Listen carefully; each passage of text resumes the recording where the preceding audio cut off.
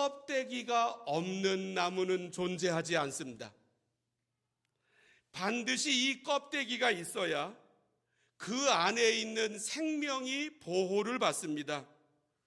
이렇게 나무에서 껍데기가 차지하는 모습은 우리들이 늘 마주하고 있는 현실 교회의 모습을 가리키기도 합니다. 마치 나무에서 껍데기만 먼저 우리들의 눈에 들어오는 것처럼 사람들은 교회를 바라볼 때 생명이 없는 나무 껍데기와 같은 모습으로 교회를 바라볼 수 있습니다. 우리가 모여있는 이 교회는 어떤 모습이겠습니까? 첫째로, 교회는 알곡과 가라지가 함께 있는 곳입니다. 오늘부터 주일마다 예수님의 비유를 순서대로 나눕니다. 오늘은 그 첫 시간입니다. 예수님은 비유로 말씀하시기를 좋아하셨습니다. 오늘 두 번째로 읽은 마태복음 13장 24절을 제가 읽어보면, 예수께서 그들 앞에 또 비유를 들어 이르시되 천국은 좋은 씨를 제 밭에 뿌린 사람과 같으니.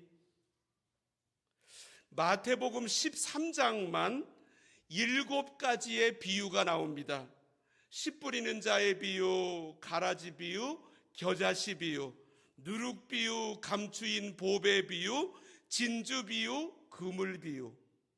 그런데 이 7가지는 연속성을 가지고 배열되어 있습니다. 이 7가지는 한 사람에게서 신앙이 어떻게 시작하는가, 그에게 시작한 신앙이 어떻게 발전하는가, 또 나중에 어떤 열매를 맺고 있는가를 보여주고 있습니다. 한 사람의 신앙만이 아니고 교회도 어떻게 처음에 생성되고, 그리고 교회가 어떻게 자라나 발전을 하게 되며 나중에 어떤 모습으로 결실하게 되는가를 7가지 이 연속적인 비유에서 말씀하고 있습니다. 마태복음 13장에 나오는 이 7가지 비유 중에서 오늘 읽은 본문은 두 번째 비유입니다.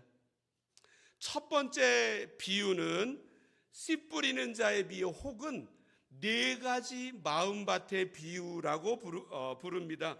세상 사람들에게 4가지의 마음밭이 있습니다. 어떤 사람에게는 마치 사람들이 많이 다녀서 발로 밟고 지나가 길처럼 딱딱한 모습의 마음이 있습니다.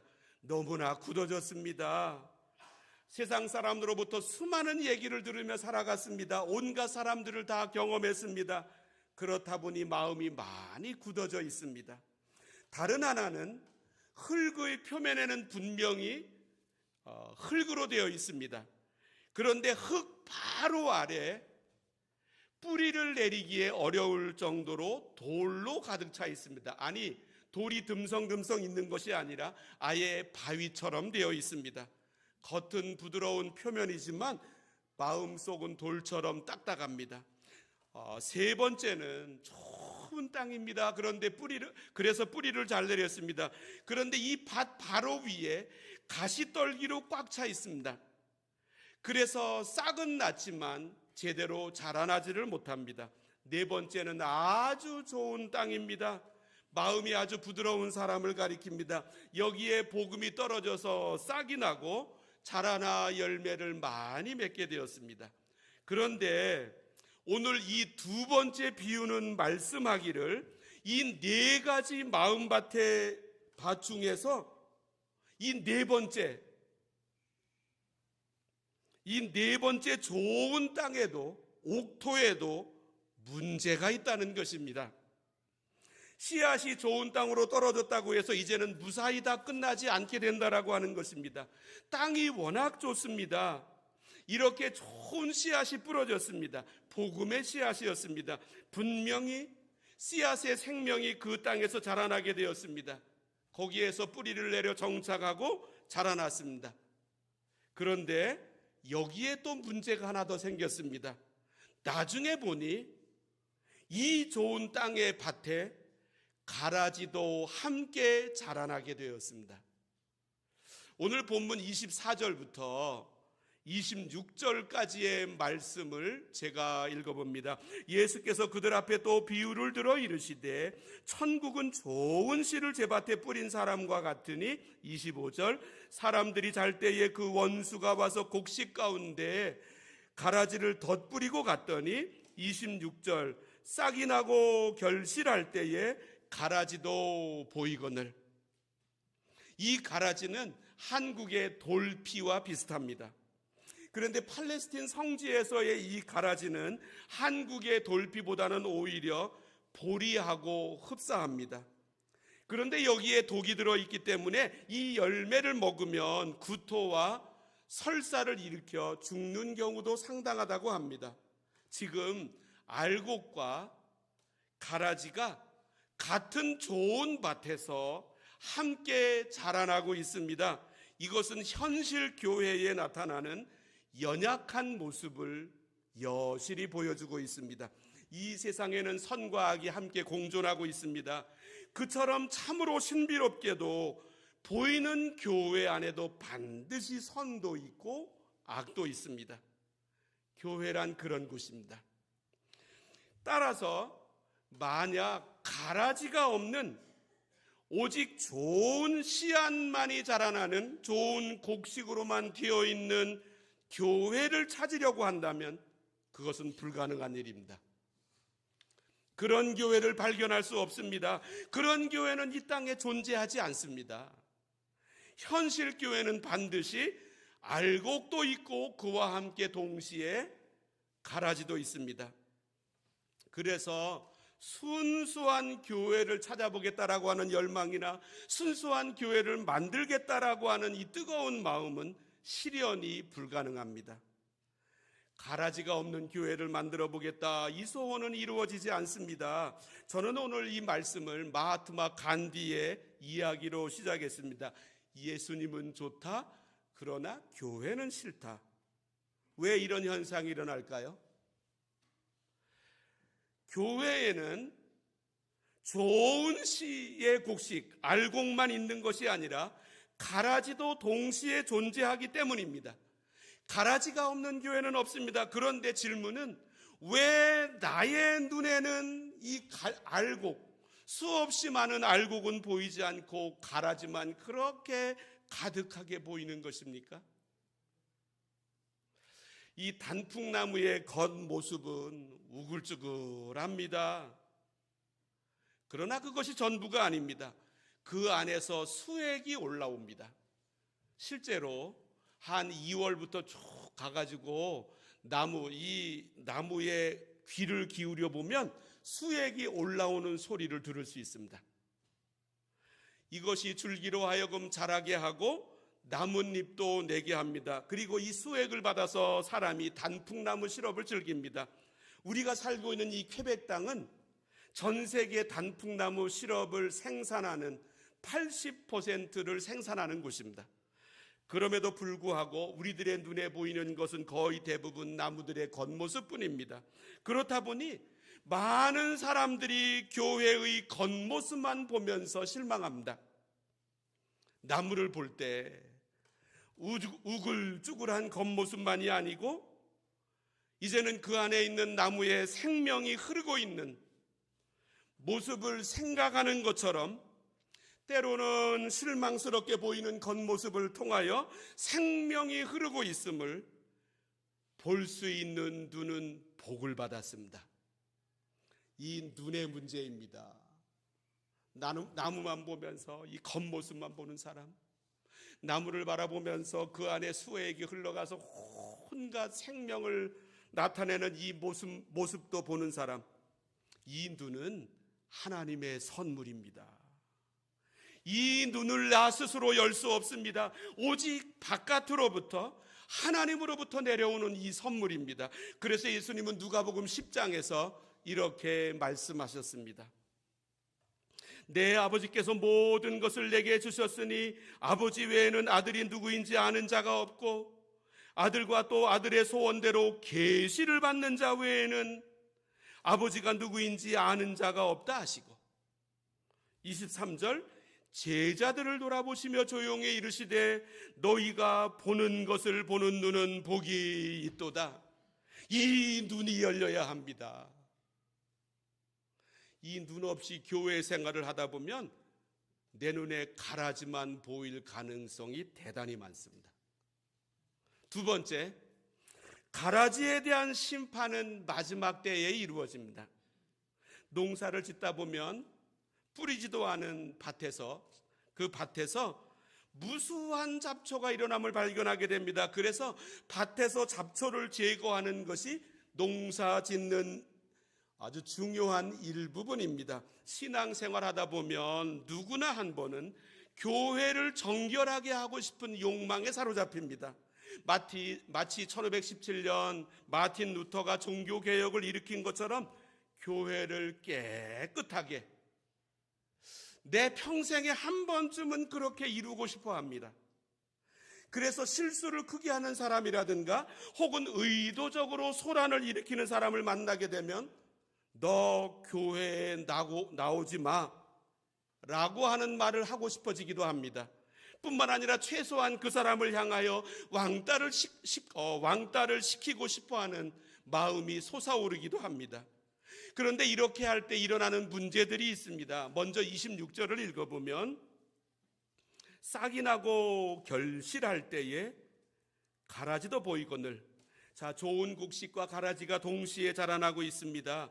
그런데 이 가라지를 언제 분별할 수 있습니까? 이 가라지가 분명하게 보이는 때는 언제입니까? 결실할 때입니다. 자라날 때가 아닙니다. 이 가라지가 자라날 때에는 가라지를 결실하기 전까지는 그 정체를 구분할 수가 없습니다. 이 둘은 너무나도 비슷합니다. 알곡이라고 생각했는데 나중에 보니까 가라지였습니다. 가라지라고 처음에는 생각했는데 뒤에 가서 보니 알곡일 수도 있습니다. 그래서 클락이라고 하는 분이 이런 말을 했습니다. 그리스도의 충실한 종들은 교회의 정결을 위한 열망을 가진다. 그러나 권징에는 죄의 기만성과 인간의 판단의 과오성 때문에 큰 위험을 동반하는 법이다. 또 한 가지입니다.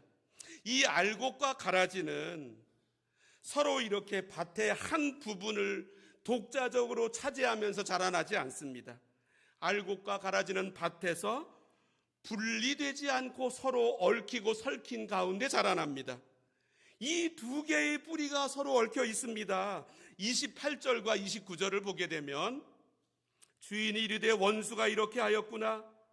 종들이 말하되 그러면 우리가 가서 이것을 뽑기를 원하시나이까?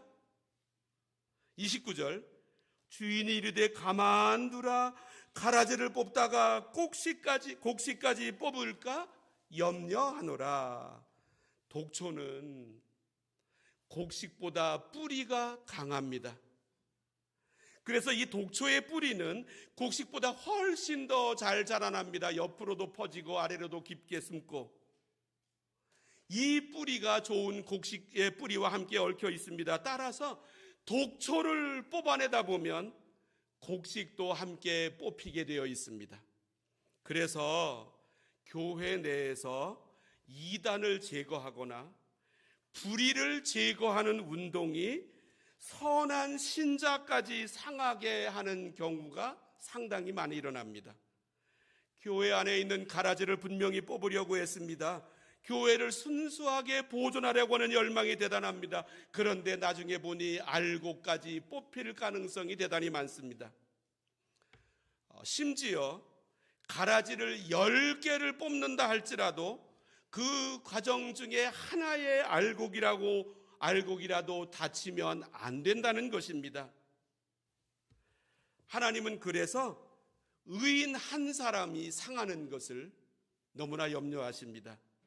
그래서 하나님은 악인에게나 의인에게나 골고루 비도 내려주시고 골고루 태양빛도 그들에게 선사해 주십니다. 지금은 너무나 잘 자라고 있는 이 가라지의 뿌리들 때문에 영양을 빼앗기기도 하고 손해를 보기도 하고 억울함도 생기기도 하고 불편한 일도 겪기도 하지만 비록 그런 일들을 통과한다 할지라도 알곡을 다치게 할 수 없다라고 하는 것이 예수님의 마음입니다. 그래서 우리는 이 가라지를 경계하는 분별력이 있어야 함과 동시에 가라지에 대하여 부단하게 인내할 수 있어야 합니다. 가라지를 뽑는 시기는 오직 추수 때입니다. 심판 때입니다. 그 가라지에 대한 오랜 인내의 시간이 끝나는 때입니다. 추수의 주인이신 그리스도만이 그 때를 아십니다. 그리고 그 처리 방법도 아십니다. 왜 하나님은 당장 벼락이라도 쳐서 악을 멸하지 않고 그냥 봐주시는 것일까요? 이 질문을 다음과 같이 뒤집어서 한번 생각해 볼 수 있습니다. 선한 일을 많이 했습니다. 하나님 앞에 정말로 많이 심었습니다. 그런데 왜 나에게 당장에 그것에 비례해서 복을 내리지 않으십니까? 그렇다 보니 내 안에서 원망이 싹트오를 수가 있습니다. 선한 일을 했을 때마다 하나님께서 나에게 즉시로 복을 주셔야 한다고 생각하면 다음과 같은 조건을 하나님께서 거실 수도 있습니다. 그래, 내가 선한 일을 할 때마다 내가 복을 주겠다. 대신 내가 잘못이라도 하면 당장에 벼락으로 내려치겠다. 이렇게 나오시면 어떻게 될 것 같습니까? 그저 복 받는 것을 연기해 주시는 게 훨씬 낫지 않겠습니까? 그래서 바울은 고린도전서 4장 5절에서 이렇게 말씀하고 있습니다. 그러므로 때가 이르기 전 곧 주께서 오시기까지 아무것도 판단하지 마라. 이 서두를 게 아니라고 하는 말씀입니다. 좀 미련한 듯이, 좀 둔한 듯이 선한 씨앗을 열심히 심으며 교회 생활을 하다 보면 언젠가는 그 모든 일을 하시는 예수님께서 우리의 손을 들어주실 것입니다. 세 번째, 가라지 속에서 알곡을 성장시키십니다. 이스라엘 백성들은 원래 애굽에서 이집트에서 노예 생활을 하고 있었습니다. 그들을 노예로 붙잡아 놓은 존재가 바로였습니다. 애굽의 왕을 가리켜 바로 파라오라고 부릅니다. 마치 로마의 왕을 시저라고 부르는 것과 같습니다. 그런데 이 애굽에서 이스라엘 백성들이 풀려났습니다. 그들은 홍해를 건너 탈출했습니다. 이것은 하나님 나라의 시작을 가리킵니다. 그렇지만 그들은 곧바로 가나안 땅으로 들어가지 않았습니다. 거기에 들어가기까지 40년 동안이나 광야 생활을 했습니다. 이 광야 생활 속에서 많은 시련이 있었습니다. 그런데 그것만이 아니었고 이 광야 생활 속에서 이스라엘 백성들은 성장하게 되었습니다. 그들은 광야 생활을 통과하면서 환난을 당했습니다. 전쟁을 통과했습니다. 질병도 목도하게 되었고 죽음도 겪게 되었습니다. 그런데 그 과정에서 십계명을 받았습니다. 만나도 먹게 되었습니다. 하나님의 여러 가지 기적도 경험했습니다. 이제 이 긴 고통의 여정의 마지막으로 요단강을 건너 가나안 땅에 들어갔습니다. 이것이 하나님 나라의 완성입니다. 이러한 모습은 우리 개개인에게서도 발견됩니다. 예수 그리스도께서 이 땅에 오셨습니다. 우리가 예수님을 영접함으로 말미암아 구원받았습니다. 그런데 그것으로 끝이 아니었습니다. 이제는 내 안에 자라기 시작한 하나님 나라가, 천국이 시작한 하나님 나라가 성장하기 시작합니다. 이 성장은 교회와 함께 이루어집니다. 그리고 이제 세 번째로 마지막 때가 되면 예수님의 재림과 함께 우리의 신앙은 완성됩니다. 예수님을 영접함으로 내 안에서 시작한 하나님의 나라는 추수의 때까지 성장합니다. 그리고 이 성장은 교회 안에서 이루어집니다.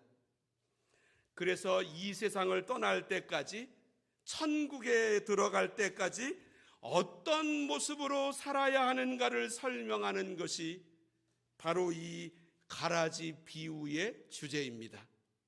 예수를 믿고 하늘나라에 들어갈 때까지, 처음에 예수를 믿었을 때, 그리고 하늘나라에 들어갔을 때, 이 둘 사이에 우리가 살아가고 있습니다.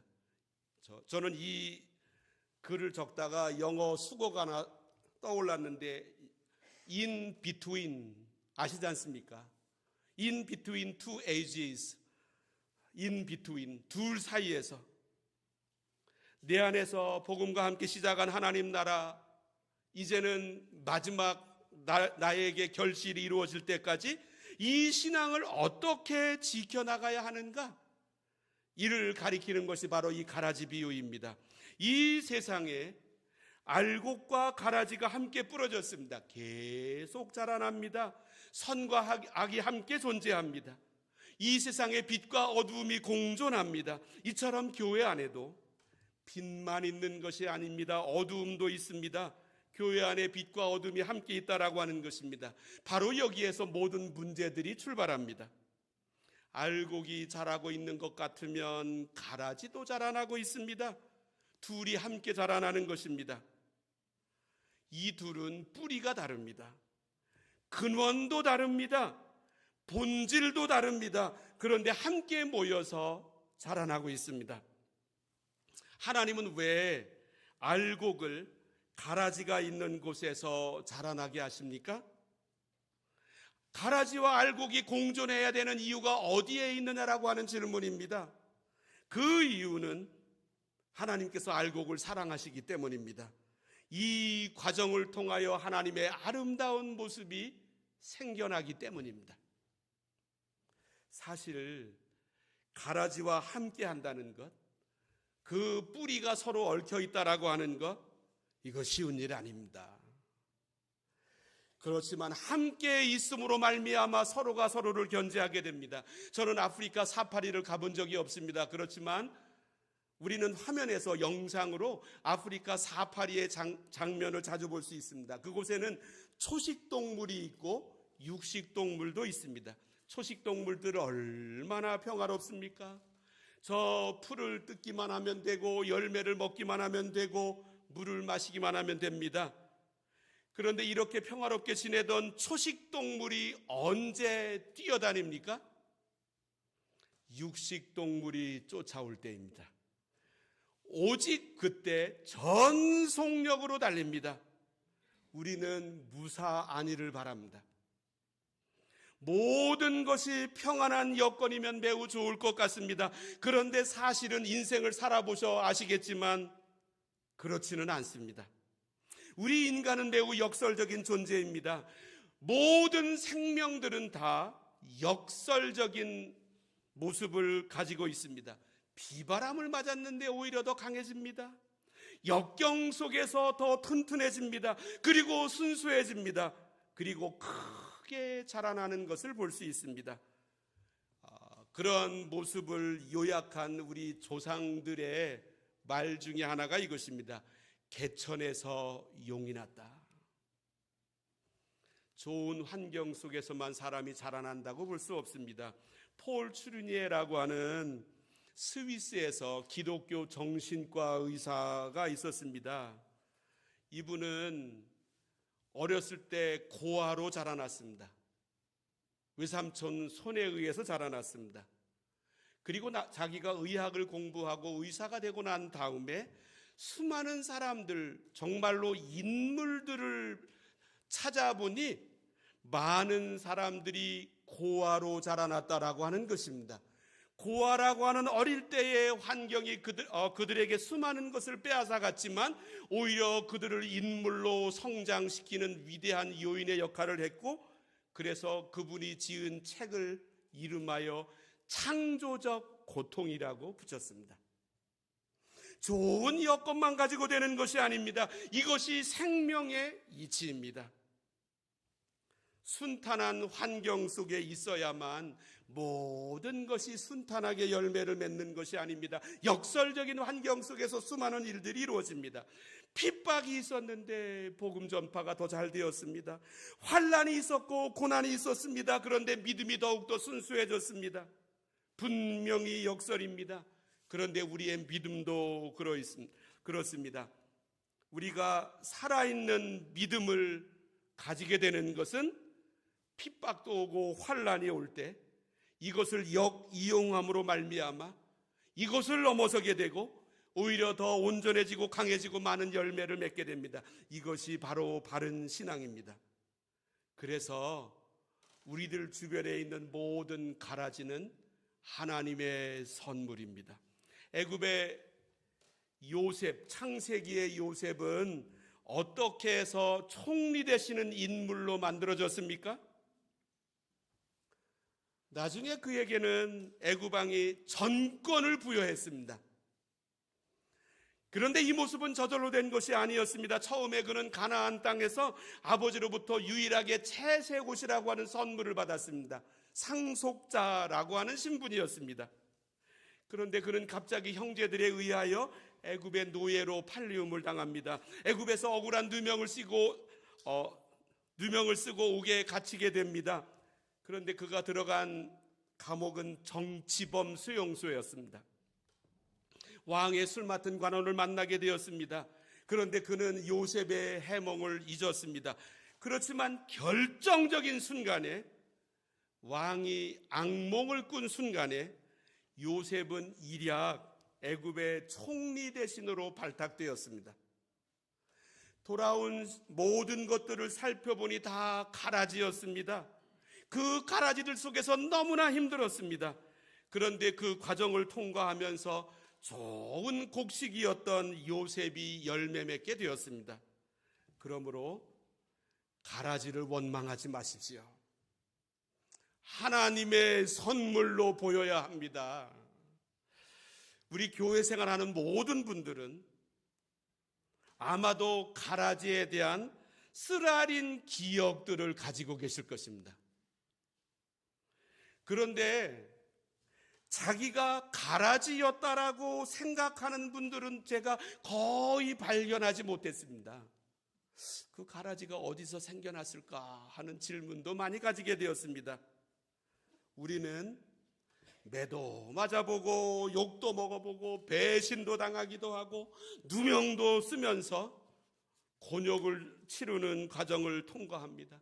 이렇게 하여 우리는 가라지와 함께 살아가는 것입니다. 그러나 그 속에서 강하게 되며 지혜로워지고 또 성장하게 됩니다. 이 가라지도 하나님의 선물입니다. 선물로 보이셔야 합니다. 기도하십니다. 하나님 아버지,